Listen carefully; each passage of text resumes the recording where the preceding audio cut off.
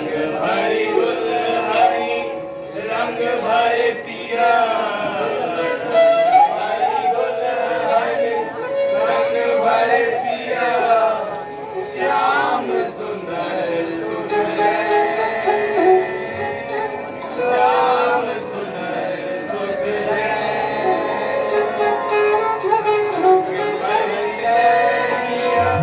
रची जहाँ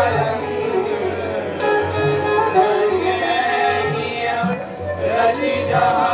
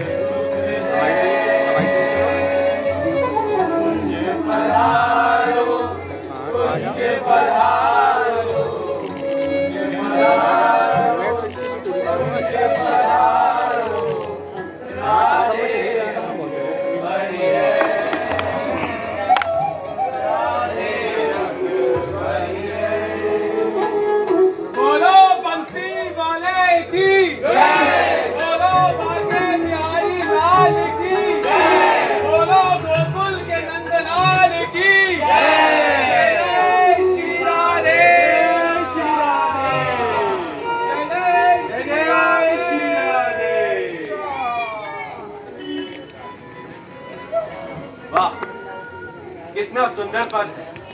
मैं तो कृष्णमय हो गया। अवश्य किसी बहुत बड़े भक्त का होगा। भक्त का नहीं, भक्तिन का कहिए। भक्तिन? अच्छा अच्छा, मीराबाई का है।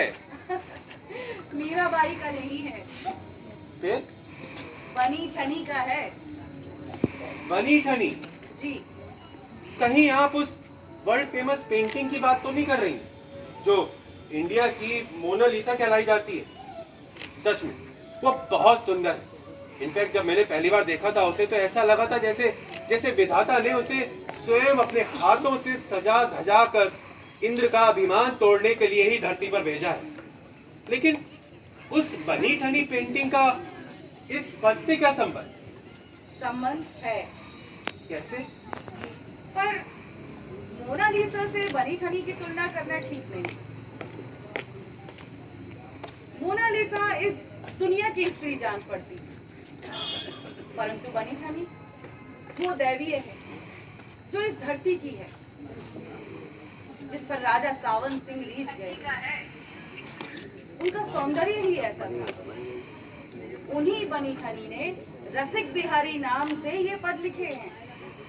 दिलचस्प। जी। राखी जी जरा ये कहानी खुलकर सुनाई। सुनाना क्या है, आइए बैठ कर देखते हैं। अच्छा, अरे चलिए चलिए देखते हैं। देखने का तो आनंद ही और। साहिबान, कदरदान, मेहरबान, देखिए जनाब, देखिए इस कमसीन और खूबसूरत लड़की को देखिए।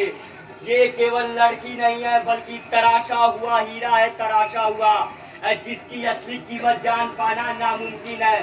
बल्कि मैं तो ये कहता हूँ कि ये इस जहाँ की है ही नहीं। इसे तो इंद्र सभा में होना चाहिए, इंद्र सभा में। धरती पे उतरी हुई स्वयं अप्सरा है, अप्सरा। तो लगाइए बोली इस अप्सरा की और ले जाइए इसे अपने साथ। 25 अशर्फियाँ। अरे क्या जनाब, अब जनाब 25 अशर्फियों में तो इस अप्सरा की छोटी उंगली का नाखून भी ना मिलेगा। जरा दिल खोलिए जनाब, दिल खोलिए। 50 अशर्फियाँ। अब बस जनाब, अब जनाब अब जरा इस हीरे को गौर से देखिए जनाब, गौर से देखिए। 75 अशर्फियाँ। और लगाइए जनाब। 100 अशर्फियाँ। वाह जनाब, ये हुई ना बात। लेकिन जनाब अब कहीं चंद अशर्फियों के लालच में ये खजाना हाथ से ना निकल जाए। 200 अशर्फियाँ। वाह जनाब वाह। अरे असली पारखी तो अब आए हैं। और लगाइए, और लगाइए। 210 अशर्फियाँ। 220 अशर्फियाँ। अरे बहुत खूब जनाब, बहुत खूब। 220 अशर्फियाँ एक, 220 अशर्फियाँ दो, 250 अशर्फियाँ। अरे बहुत बहुत जनाब, बहुत बहुत शुक्रिया जनाब, बहुत बहुत शुक्रिया। 250 अशर्फियाँ एक, 250 अशर्फियां 2, 250 अशर्फियां 3। फिर लीजिए जनाब, लीजिए, ये हीरा आपका हुआ। और मैं गलत नहीं हूँ तो आप किशनगढ़ के महाराज राज सिंह जी है ना? हुर्रा! हुर्रा! ए गैयन ने तो परेशान कर रखो है। हुर्रा! चले गए महाराजा साहब। तो भैया जय महाराजा राज सिंह राजा सावन सिंह के पिता है। उन्होंने बात छोड़ी है अपनी पत्नी वह राजा सावन सिंह की विमाता रानी बाका बज्जी की सरकार में नियुक्त कर दिया। और ये बात छोरी के लिए सौभाग्यशाली साबित भयो, क्योंकि रानी साहब भगवान श्री कृष्ण की परम भक्ति। उन्होंने गीता को छंदोबद्ध अनुवाद राजस्थानी में कियो और उन्हीं की संगत में रहकर ये छोरी, या फिर जिसे हम बन्नो या बनी ठनी के नाम से जानते हैं, आगे चल के रसिक बिहारी बनी। और सावन सिंह, जिन्होंने नागरीदास के नाम से लगभग 69 काव्य ग्रंथों की रचना की, वो भगवान श्री कृष्ण की भक्ति में डूबे हुए अखंड भक्त थे। भैया वो किशनगढ़ के 8वें राजा थे। वो भक्ति परायणी नहीं बल्कि परमवीर भी थे। कहते हैं कि जब वो केवल 10 वर्ष के थे तो उन्होंने एक हाथी पर अपनी तलवार से ऐसा वार किया कि वो हाथी भाग खड़ा हुआ। क्या बात कर रहे हो भैया? अरे भैया, उनके वीरता की अनेक कहानियां प्रचलित हैं। कछ भी सुनाओ। परंतु अभी मुझे उनकी एक भक्ति की घटना याद आ रही है। जब वो वृंदावन पहुंचे तो उनकी कीर्ति नागरीदास के रूप में पहले ही यहाँ पहुंच चुकी थी और सभी संत जन अपने नागरीदास के स्वागत के लिए पहुंचे। नागरीदास जी भी आने वाले। सावन सिंह जी भी आने हाँ, वाले। हाँ, हाँ। राधे राधे भैया। राधे राधे। क्या बात है, आज बड़ी भीड़ है रखी है। कोई बड़ो आदमी आ रहे का? सुनो है कि किशनगढ़ के महाराज सावन सिंह जी आ रहे हैं। अच्छा अच्छा, आज हमें इतनी भीड़ तो आ गई। राजा लोग रोज ही आवे जावे हैं। हम संतन ने दान देवे और चले जावे, पर आज कैसे ज्यादा ही समझाए गए। अरे भैया सुनने में आ रही क्या हमारे नागरिकदास जी भी आ रहे हैं। बात कर रहे हो भैया, अपने नागरिकदास। अरे उनके दर्शन कर ले तू, हमारी आंखें कब से तरस रही। राजा सावन सिंह जी की जय! राजा सावन सिंह जी की जय! राजा सावन सिंह जी की जय! ये तो राजा साहब अकेले ही दिखाई देते हैं। हमारे नागरीदास कितने हैं? हाँ मुझे भी कहीं दिखाई ना दे रहे। सुनी व्यवहारिक नाम उनो भाड़े दूर उदास, दौरी मिले भरी नैन सुनी नाम नागरीदास। नागरीदास जी की जय! नागरीदास जी की जय! नागरीदास जी की जय! नागरीदास जी की जय! नागरीदास जी की जय! नागरीदास जी की जय! नागरीदास जी की जय! नागरीदास जी की जय! नागरीदास जी की जय! नागरीदास जी की जय! नागरीदास जी की जय! नागरीदास जी की जय! नागरीदास जी की जय! नागरीदास जी की जय! नागरीदास जी की जय! नागरीदास जी की जय!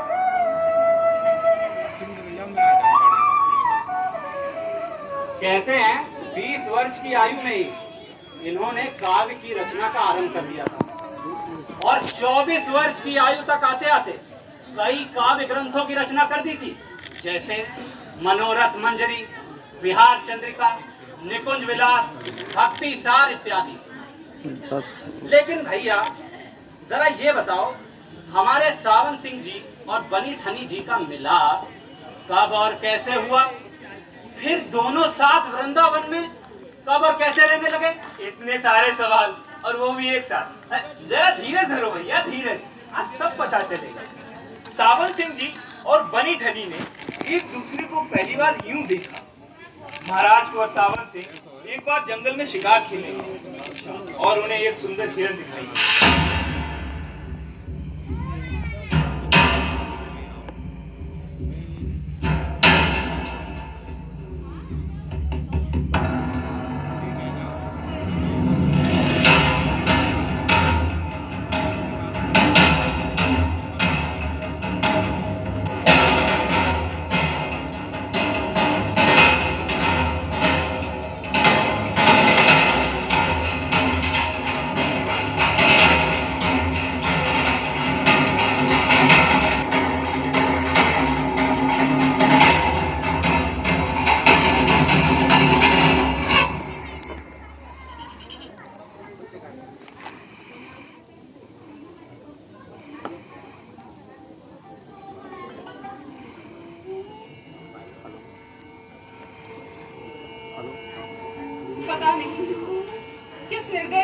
मार के घायल कर दिया है।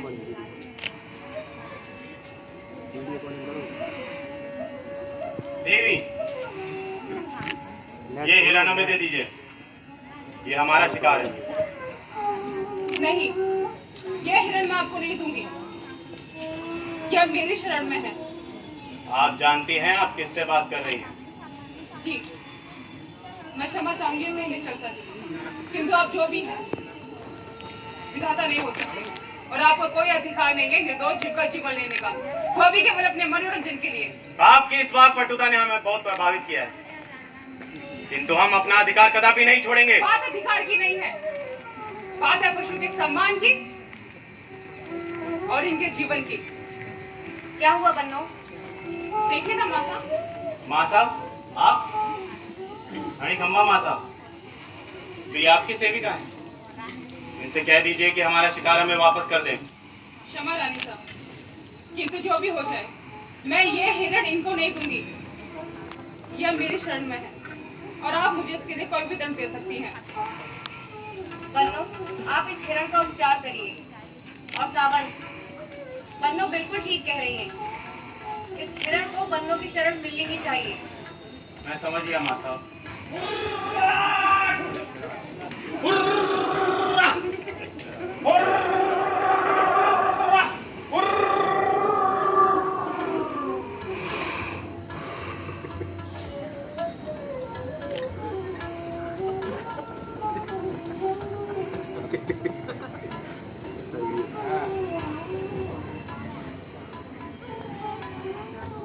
जय बन्नो बनी ठनी हती और सावन सिंह को जे उनके पहलो परिचय हो।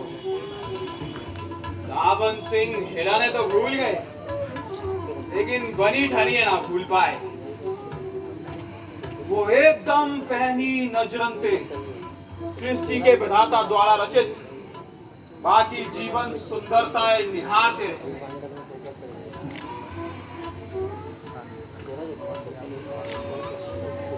और फिर अपने महल लौटिया। वो भूल गए कि वो एक पुत्र के पिता है। वो भूल गए कि वो एक पतिव्रता पत्नी लाल कुमरी जी के पति हैं। उनको परेशान देख लाल कुमरी जी ने कई बार उनसे पूछना था कि क्या बात है, तुम काहे इतना परेशान रहते हो? लेकिन सावन सिंह के मुंह से एक शब्द ना निकला। फिर एक पूर्णमासी की रात उनको परेशान देख लाल कुमरी जी आई।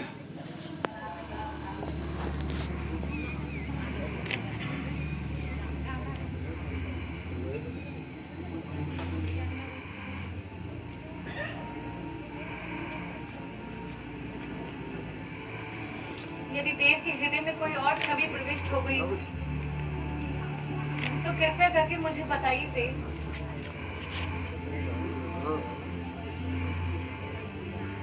मुझे कोई आपत्ति नहीं होगी।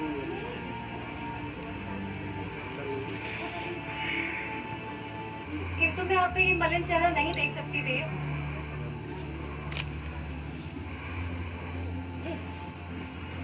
मैं प्रयत्न करूंगी कि मैं उसे आपके समक्ष ले आऊं देव।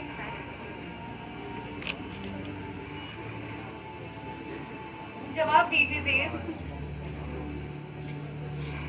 देव, आप सुन रहे हैं देव?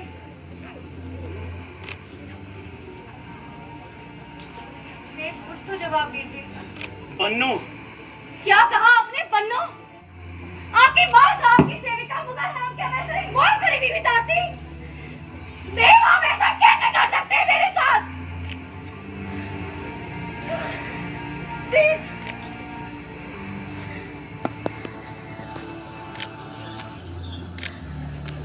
आप ऐसा कैसे कर सकते हैं देव? आप अपने हृदय में किसी और को स्थान कैसे दे सकते हैं? आपके पुत्र का क्या होगा? इस साम्राज्य का क्या होगा देव? वो मात्र सुंदर ही नहीं, क्या मैं सुंदर नहीं देव? कवित्री भी है, आपके हृदय में किसी और के लिए मधुर स्थान कंठी कैसे भी हो है। सकता है देव? न्याय प्रिय भी, शीलवती भी। देव, आपने मेरे साथ ऐसा क्यों किया देव? जवाब दीजिए मुझे। मैं उससे कोई शारीरिक सुख नहीं चाहता।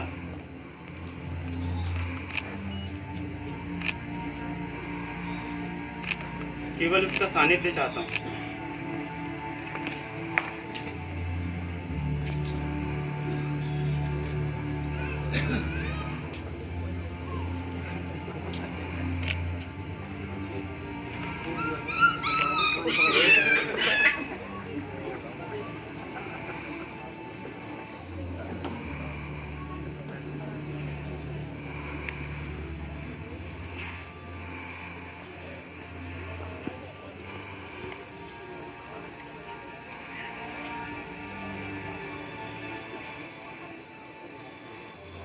ठीक है देव, मुझे स्वीकार है। आपकी प्रसन्नता में ही मेरी प्रसन्नता है, और मैं कर भी क्या सकती हूँ।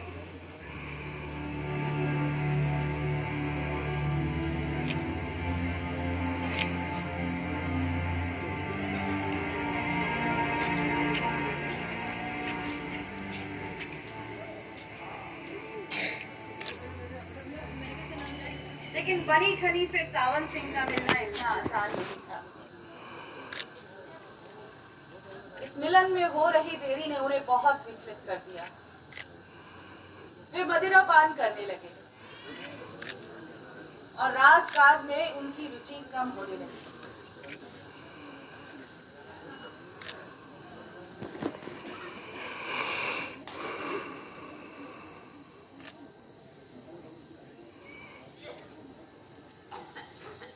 वे अक्सर उस बगीचे में जाया करते थे जहाँ चितेरे चित्र बनाया करते थे, और एक दिन उनकी नजर एक ऐसे चितेरे पर पड़ी जो कोने में बैठा चुपचाप चित्र बना रहा था। बहुत सुंदर। कुंवर साहब, प्रणाम। तुम्हारा नाम क्या है? जी, मोरध्वज निहाल। और ये किसका चित्र है? इसमें युवती पेड़ के नीचे बैठी है और मोर इसे घेरे हुए खड़े हैं। जी, शर्माओ मत। जी अन्नदाता, ये केकड़ी के राव राजा की सुपुत्री सुमित्रा का चित्र। बहुत सुंदर। और जिस सुंदरता से तुमने इसे बनाया है, उसे लगता है कि तुमने इसे दिल में बसाया हुआ है। जी, आपने बिल्कुल उचित समझा। मैं इनसे प्रेम करता हूँ। और वो? जी, वो भी। हम परिणय बंधन में बंधना चाहते हैं। क्या तुम उनसे मिलते हो? जी। तब तो तुम पर ठाकुर जी की विशेष कृपा है, जो तुम अपनी प्रेयसी से मिल सकते हो, उसके साथ समय बिता सकते हो। एक और मैं। अच्छा, क्या तुम मेरे लिए चित्र बना सकते हो? जी बिल्कुल कुंवर साहब। किंतु वो कोई राजकुमारी नहीं, एक सेविका है। कोई बात नहीं, आप बताते जाइए, मैं बनाता जाता हूँ।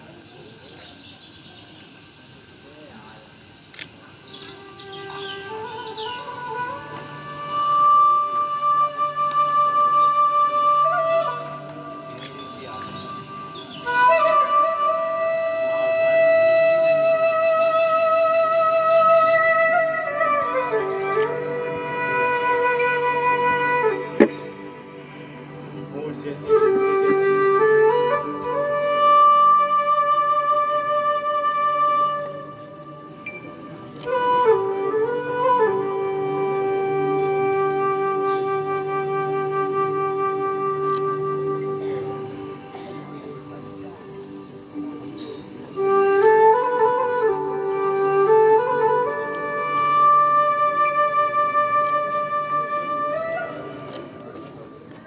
हूबहू बन्नो। निहाल चंद, तुमने तो मेरे हृदय को रेखाओं और रंगों में साकार कर दिया है। बैठ जाओ। सचमुच बैठ जाओ। ये तो आकाश में बिखरी हुई सूर्य की आभा है, जिसने चंद्रमा से शीतलता और सौम्यता के आभूषण पहने हुए हैं। अद्भुत। क्या तुम मुझे भी चित्रकारी सिखाओगे? बिल्कुल कुंवर साहब, ये तो मेरे लिए सौभाग्य की बात है। किंतु अब से तुम मुझे कुंवर साहब कह के संबोधित नहीं करते। अब तुम मेरे मित्र हो। ठीक है कुंवर साहब। हाँ मेरा मतलब है सावंत सिंह जी। और इस तरह दोनों की मित्रता हुई, जो सूर्योदय और सूर्यास्त के साथ और गहरी होती गई। निहाल चंद जानते थे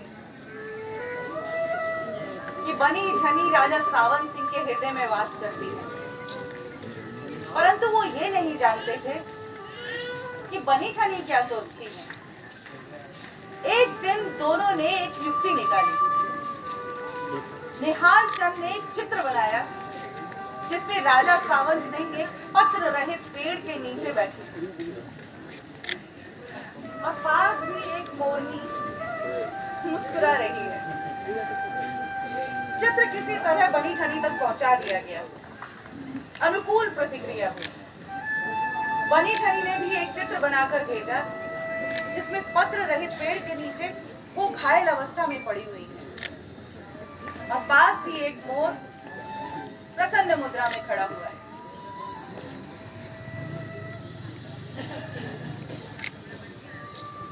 राजा सावंत सिंह उस चित्र का अर्थ तुरंत समझ गए और बनी ठनी से मिलने के उपाय सोचने लगे।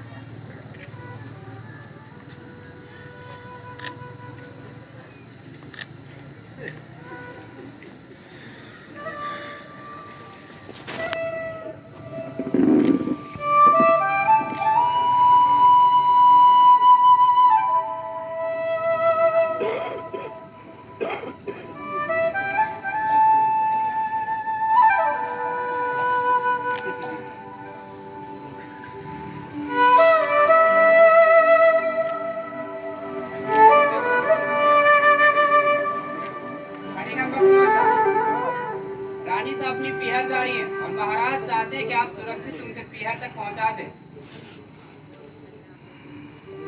ठीक है, उनसे कह दीजिए कि उनकी आज्ञा का पालन हो जाएगा। जी कुंवर साहब। अच्छा सैनिक, क्या माँ साहब का कारवां भी उनके साथ जाएगा? जी कुंवर साहब।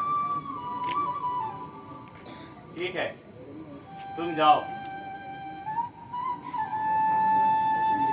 लो मित्र, जिस घड़ी की तुमको प्रतीक्षा थी वो भी आ गई। अब अवसर मिलते ही बन्नों से मिल जरूर लें।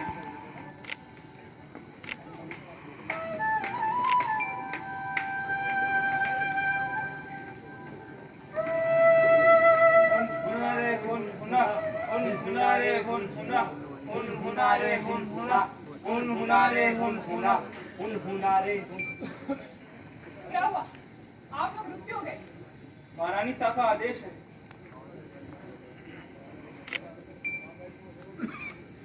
कैसे आपकी आज्ञा?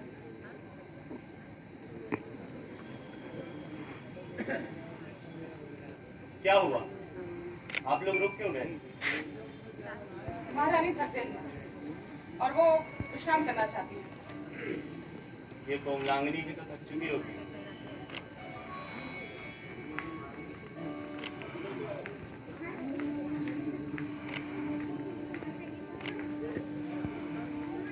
उनसे कह दीजिए कि एक कोस दूर हवेली में रात्रि विश्राम की व्यवस्था है। जरा सुनिए।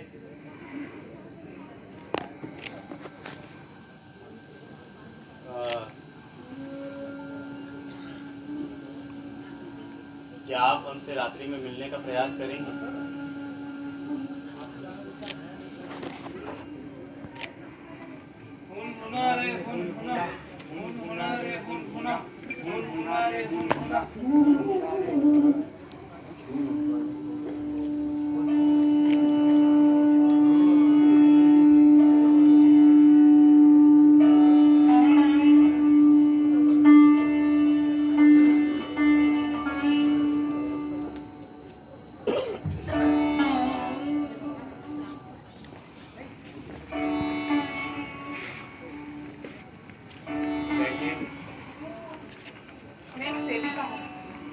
आपके सामने कैसे बैठ सकती हूँ? आप एक साधारण सेविका नहीं है। मैंने जब से आपको देखा है आपके गुणों पे जाना है। तब से आप मेरे हृदय में वास करती हैं। मैं केवल आपकी और आपके गुणों के विषय में सोचता हूँ और केवल आपका सानिध्य चाहता हूँ। मेरा ये प्रणय स्वीकार कीजिए।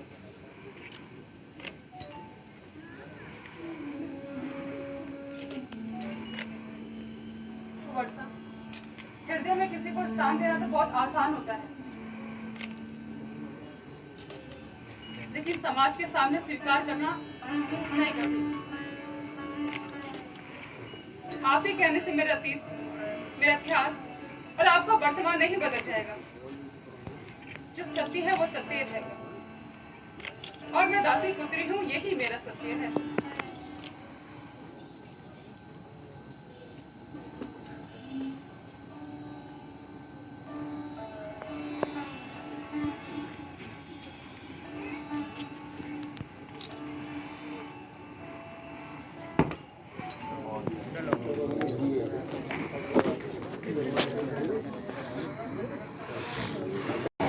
दूसरा तट पर स्वयं को लेकर आऊंगा। मैं वचन देता हूँ, संतर को मिटा दूंगा और आपकी देह को स्पर्श नहीं करूंगा।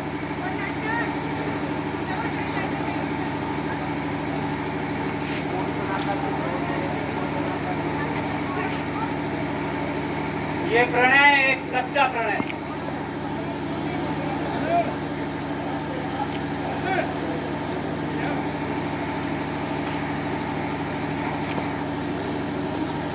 हाथ में कीड़ा कहाँ से मिल गया? सावन सिंह चाहते तो बलात् बन्नों को पा सकते, लेकिन उनका प्रेम दैवीय था। वे बन्नों के गुणों के कारण, विशेष रूप से उनकी काव्य की प्रतिभा के कारण निकट आए। इससे उनकी विमाता श्री बाकावत जी को भी कोई आपत्ति नहीं हुई। सावन सिंह जी ने किशनगढ़ में एक रंगशाला का निर्माण कराया, जहां पे वे दोनों राजकुमारी सुमित्रा, निहाल चंद, चित्रकार, कलाकार, कला, नृत्य आदि सीखते सिखाते थे। इसी रंगशाला के उद्घाटन समारोह में महाराजा राज सिंह जी पधारे, सावन सिंह जी के पिता, जहां पर नागरीदास जी ने और बनी खनी जी ने पाठ किया।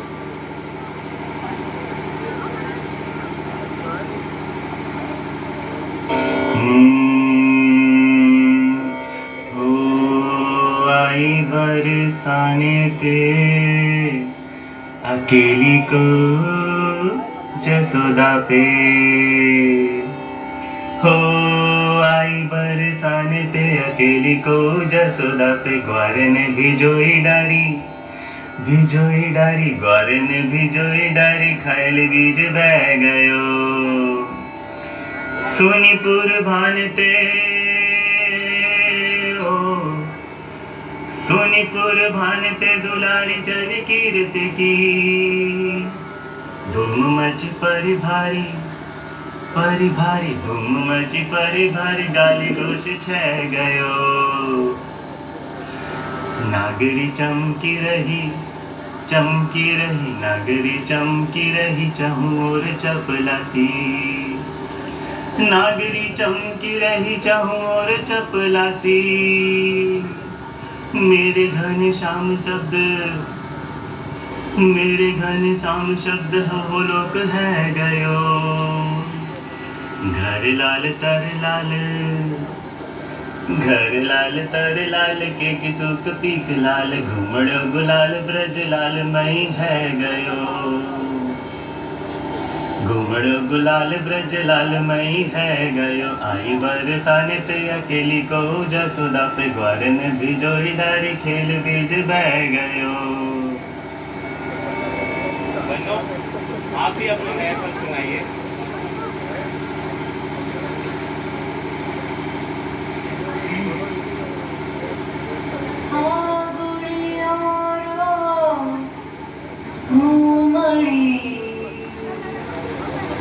રહ્યો છે ખયાલ, આ ગુણિયો રો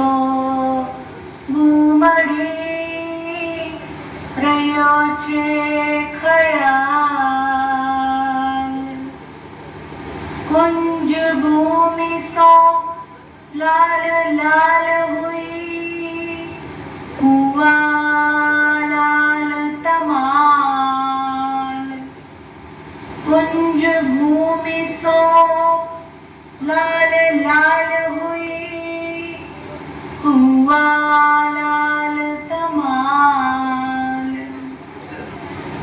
उड़ी गुलाल की लाल धुंधड़ में झलके बेड़ा भाल, उड़ी गुलाल की लाल धुंधड़ में झलके बेड़ा भाल। सखी लाल और लाल बिहारनी, सखी लाल और लाल बिहारनी, रसिक बिहारी लाल, रसिक बिहारी लाल। हाँ गुड़ियों रो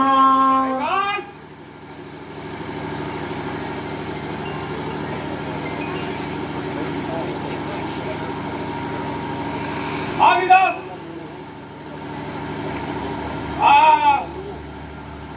एक राजपूत सिंह से दास बन जाए, इससे बड़ा कोई अपराध नहीं। पिताश्री, ये समझ संसार उनकी चरण धूली है और वो स्वामी, तो हम सब क्या हुए? मानता हूँ उनकी इच्छा के विरुद्ध एक पत्ता नहीं हिलता, लेकिन तुम अपना कर्तव्य, अपना कर्म भूल रहे हो। मत भूलो, तुम पर किशनगढ़ के भविष्य का भार है। जहाँ तुम्हें चक्रव्यूह की रचना करनी चाहिए, वहाँ तुम ये काव्य रचना कर रहे हो। ये भी तो प्रभु की इच्छा है। तुम किशनगढ़ के उत्तराधिकारी हो, तुम्हें ये सब शोभा नहीं देता। जो किशन का हुआ उसे तो सब मिल गया। हमारा छोटा भाई बहादुर सिंह अगर किसी लायक होता तो आज हम यूं विवश न होते। जो इस ब्रह्मांड के पालनहार है वो किशनगढ़ की रक्षा करेंगे। आप यूं व्याकुल न हो। व्याकुल न हो? जिस पुत्र की परछाई एक दासी हो, उसका पिता व्याकुल न हो? मैं भी दास, वो भी दासी, हम सब दास, तो भेद कहाँ? तुम्हें समझाना व्यर्थ है। मेरे मरने के बाद किशनगढ़ के सिंहासन पर जो तुम्हारा अधिकार है, मैं उस अधिकार से तुम्हें वंचित करता हूँ।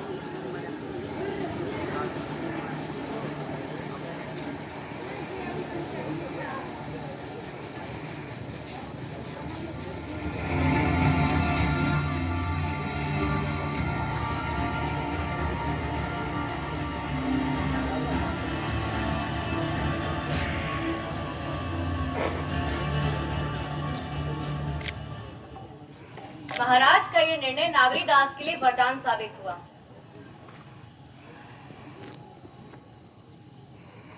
बनी ठनी राजा सावन सिंह के साथ श्री कृष्ण भक्ति में सहधर्मणी थी। कहा जाता है निहाल चंद ने कृष्णगढ़ में राधा कृष्ण के जो चित्र बनाए हैं, उनका मुख्य आधार नागरी दास द्वारा रचित पद है।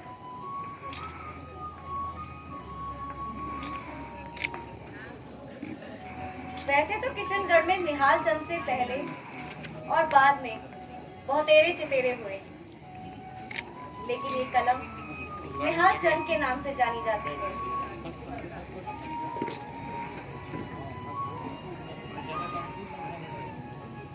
इस शैली के चित्र देश भर के संग्रहालयों में संरक्षित हैं। राधा के जिस रूप का उल्लेख नागरीदास जी ने किया है, उनके अलावा कुंज, ब्रज और यमुना की शोभा भी इन चित्रों में जीवित हो उठी है।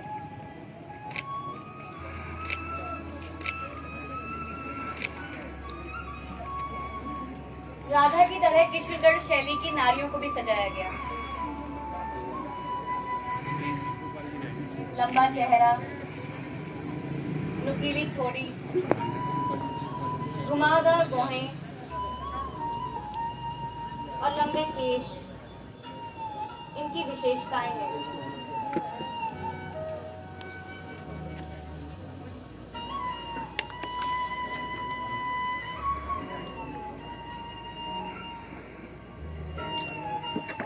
इन चित्रों के विषय भी भिन्न भिन्न हैं। कहीं राधा जी कृष्ण जी को फूलों की माला भेंट करती हुई दिखाई गई है, तो कहीं दोनों नौका विहार कर रहे हैं। सांझी लीला के एक अंकन में श्री कृष्ण हैं तो पुरुष, लेकिन वो अपने आप को स्त्री का रूप धर लेते हैं और राधा के साथ लीला में सम्मिलित हो जाते हैं।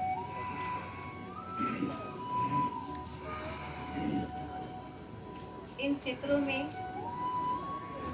निहाल चंद ने मन के प्रसंग ही नहीं बांधे,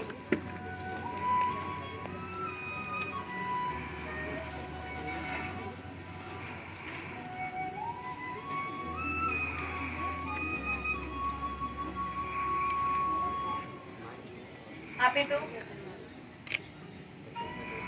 मन के सिंदूरी पलों को भी बांधा।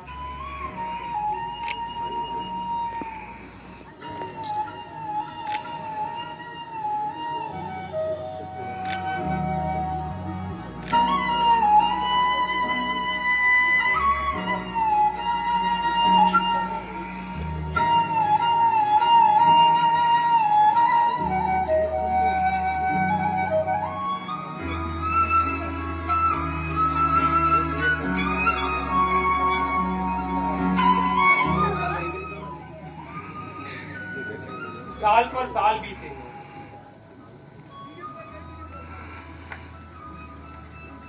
और एक दिन महाराज राज सिंह के निधन की खबर आई।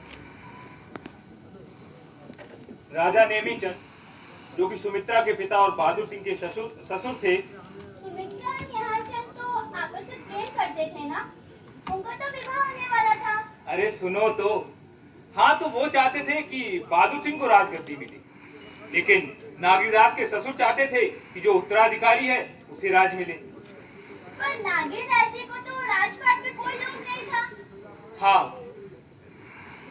बहादुर सिंह ने महारानी के निर्णय की प्रतीक्षा भी नहीं की और खुद को राजा घोषित कर लिया। और इधर नागीदास जी अपने परिवार के साथ किशनगढ़ छोड़कर निकल गए। वो रास्ते में अपने परिवार से बिछड़ गए। बहुत समय तक उनका कुछ पता नहीं चला। कहाँ चले गए थे वो? सभी लोगों ने उन्हें इधर उधर ढूंढा। बनी ठनी और निहालचंद उन्हें खोजे रंगशाला गए, लेकिन वो भी ध्वस्त हो चुकी थी। कैसे? और सुमित्रा का विवाह बहादुर सिंह से कैसे हो गया? उनके पुत्र का क्या हुआ फिर? नागीदास से मिले कि नहीं? अरे इतने सारे सवालों का जवाब दूंगा तो बहुत समय लग जाएगा।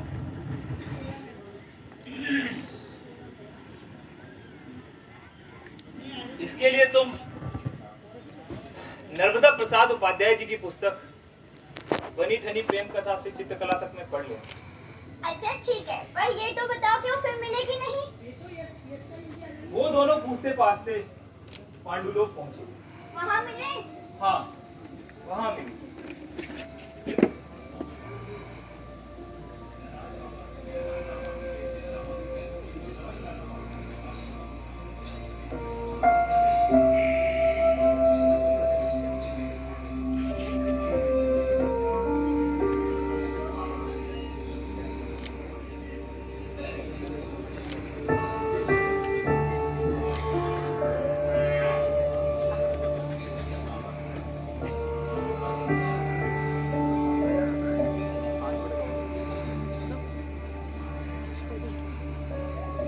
निहाल, मित्र,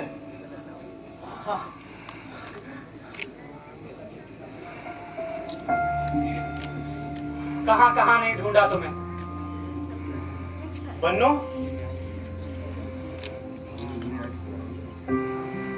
आपकी ये दशा मेरे ही कारण हुई है। मैं तो जन्म से ही अपशगुनी हूँ। दुर्भाग्य मेरा भाग्य है।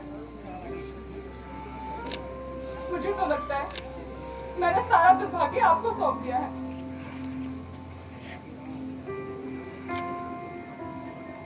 ऐसा न कहो बन्नो,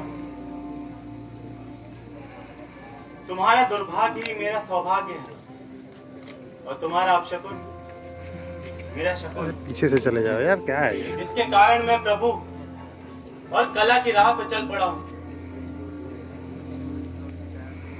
अनेक राजा जन्मते हैं और मर जाते हैं, लेकिन एक कला साधक अमर्त्य होता है। तुमने तो मुझे अमरता सौंप दी। चलो मित्र, वापस चलें।